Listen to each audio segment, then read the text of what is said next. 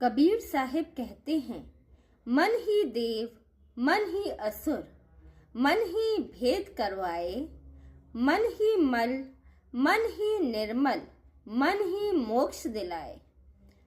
तो भाइयों और बहनों, कबीर जी ने पूरे संसार में सिर्फ एक चीज को सबसे शक्तिशाली बताया, वो है मन।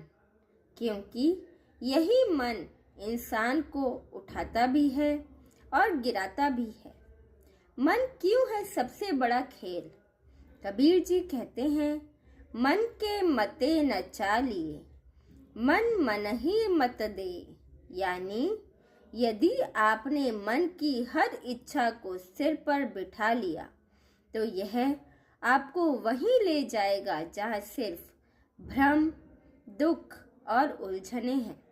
मन एक छोटा सा बच्चा है जिसे रोज नई चीज, नई चाह, नई मोह माया चाहिए।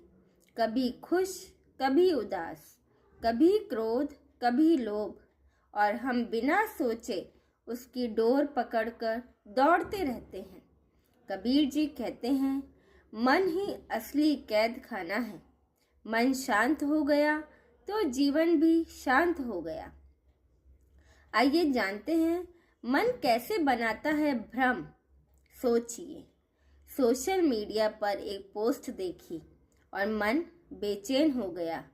किसी ने तारीफ कर दी और मन फूल गया। किसी ने कुछ कह दिया और मन टूट गया।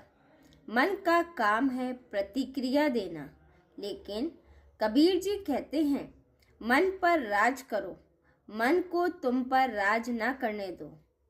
कबीर जी ने मन को हराने के लिए 3 उपाय बताए हैं।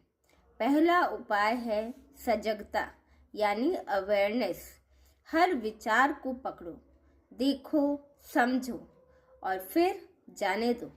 मन को जैसे जैसे देखना सिखाओगे वह शांत होने लगेगा।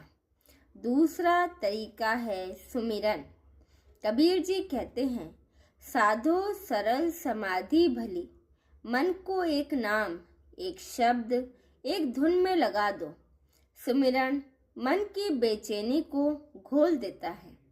और तीसरा उपाय है निहरंकारिता। जब तक मैं चलता रहेगा, मन कभी शांत नहीं होता। कबीर जी कहते हैं, जहाँ अहंकार है वहाँ भगवान नहीं। अहंकार छोड़ा तो मन हल्का, साफ और निर्मल हो जाता है। कबीर जी बार बार कहते हैं, मन को समझना ही आध्यात्मिकता की पहली सीढ़ी है। मन शांत हो गया तो हमें वही दिखाई देता है जो सच में है। ना कोई भ्रम, ना कोई डर, ना कोई उलझन। तभी तो कबीर साहिब ने कहा, मोको कहाँ ढूंढे रे बंदे, मैं तो तेरे पास में।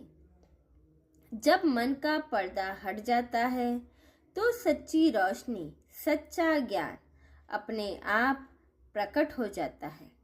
तो भाइयों और बहनों, यदि मन पर नियंत्रण मिल गया तो दुनिया की कोई शक्ति आपको हरा नहीं सकती।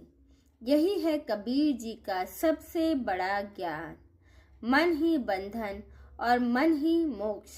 अगर आपने यह समझ लिया तो जीवन का हर कदम रोशनी में बदल जाएगा। हमारे साथ बने रहने के लिए धन्यवाद। सत साहिब।